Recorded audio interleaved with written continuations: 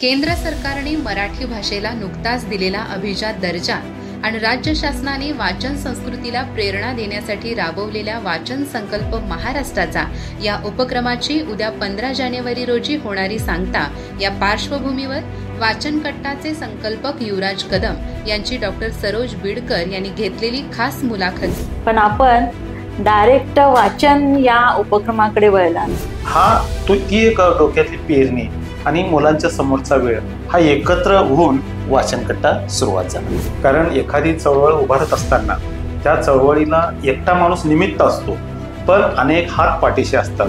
पण प्रशासनातले अनेक तहसीलदारपासून उपजिल्हाधिकारी असतील किंवा आयुक्त लोक असतील, जी वाचणारी लोक आहेत, ती लोक आम्ही या कट्ट्यावर आणू शकलो। की वाचनकट्टा काय आहे हे पहिला इथं सांगावं लागेल। तर हिंदू कादंबरी आज सुद्धा 2 वेळा 3 वेळा जरी वाचली तरी लक्षात येत नाही। अनेक पुस्तकं ही विचार करायला लावणारी असतात।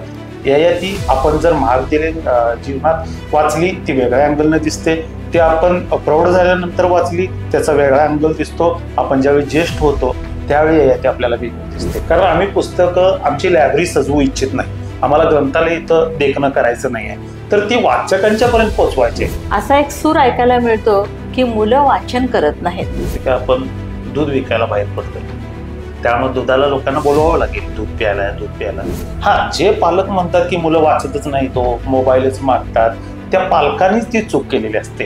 ही म्हणणारी मंडळी रिचार्ज 500 रुपयाचा मारतात, पण 100 जर पुस्तक घरी आणतात ह्याला आम्ही छेद देण्यासाठी लेखक हा कुणी असू शकतो जो संवेदनशील आहे। अशी अनेक लोक लिहिणारे आहेत। इंग्रजी नावाची खिडकी आपल्या घराला असलीच पाहिजे, नाही असं नाही, पण घरात येणारा दरवाजा हा मराठी असला पाहिजे आणि मराठीचा अभिमान असला पाहिजे। पहा तुमच्या आवडत्या आर चॅनलवर प्रसारण 15 जानेवारी रोजी रात्री 8:30च्या बातमीपत्रासोबत आणि पुनःप्रसारण 16 जानेवारी रोजी सकाळी 8 तसेच दुपारी 2च्या बातमीपत्रासोबत। पाहायला विसरू नका आर चॅनल, सर्वांच्या घराघरात आणि प्रत्येकाच्या मनामनात।